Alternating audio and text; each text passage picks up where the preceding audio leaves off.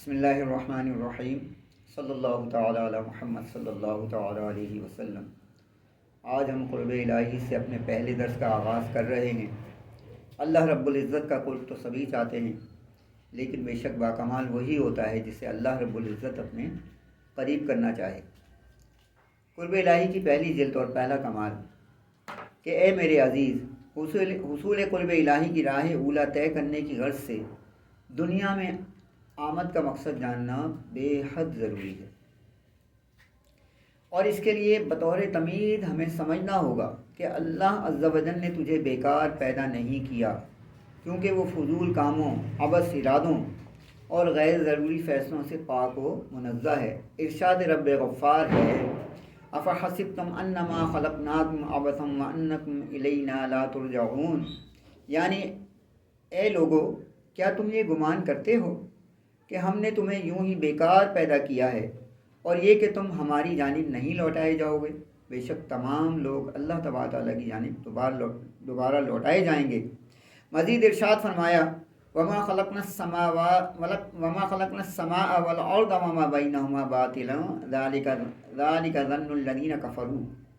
یعنی اور ہم نے آسمان، زمین اور ان کے مابین اشیاء کو بیکار پیدا نہیں کیا ہے، انہیں بیکار سمجھنا فقط کفار کا گمان ہے۔ اور ایک مقام پر فرمایا، وما خلقنا السماوات والارض وما بینہما لاعبین، یعنی اور ہم نے آسمانوں، زمین اور ان کے مابین چیزوں کو بطور کھیل پیدا نہیں کیا ہے۔ ایک جگہ ارشاد ہوا، الذین یذکرون اللہ قیاما وقعودا وعلی جنوبہم ویتفکرون فی خلق السماوات والارض ربنا ما خلقت ھذا باطلا سبحانک فقنا عذاب النار، یعنی وہ جو اللہ کو کھڑے، بیٹھے اور کروٹ کے بل لیٹ کر یاد کرتے اور آسمان اور زمین کی پیدائش میں غور و فکر کرتے ہیں اور عرض کرتے ہیں کہ اے ہمارے رب، تو نے اسے بیکار نہیں بنایا، تجھے یقیناً بیکار کاموں سے پاکی حاصل ہے، پس تو ہمیں آگ کے عذاب سے بچا لے۔ پیارے بھائیو، دیکھا آپ نے کہ وہ لوگ، ان لوگوں کا ذکر اللہ تبارک تعالیٰ قرآن مجید فرقان حمید میں فرما رہا ہے کہ جو اللہ کو کھڑے، بیٹھے، لیٹے، کروٹ کے بل ہر وقت اس کا ذکر کرتے رہتے ہیں، اور وہ لوگ اللہ کے عذاب سے پناہ مانگ رہے ہیں۔ آج کا مسلمان شکر تو درکنار، ذکر تو درکنار، عموماً یہ دیکھا گیا ہے کہ ہم فرض نمازوں کو بھی ادا نہیں کرتے، ہم فرائض سے بھی غافل ہیں، جو ہم پر نمازیں فرض کی گئی ہیں 5 نمازیں، ہم انہیں بھی ادا نہیں کر پاتے۔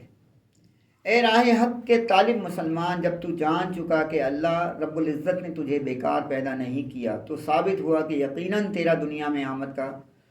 کوئی نہ کوئی مقصد عظیم ضرور ہے۔ اور جب اللہ رب العزت نے تیرے بارے میں ارشاد فرمایا، یعنی اور ضرور بے شک ہم نے اولاد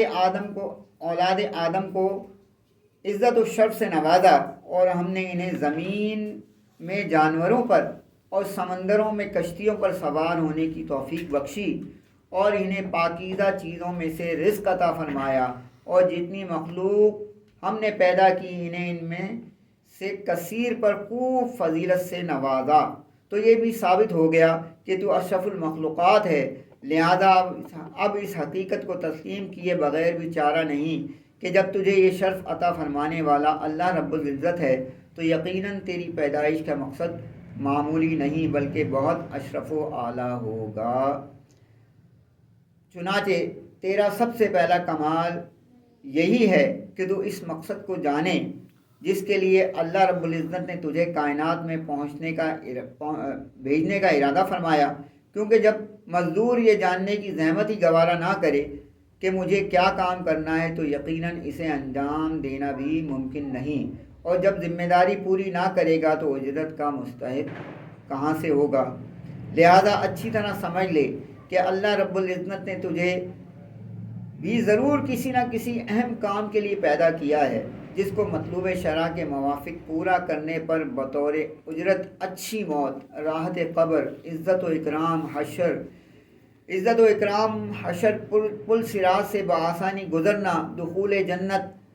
اور اللہ رب العزت کی رضا اور دولت قرب و وصال جیسے انعامات سے نوازا جائے گا، لیکن جب تو اپنی ذمہ داری ہی جاننے کی زحمت گوارا نہ کرے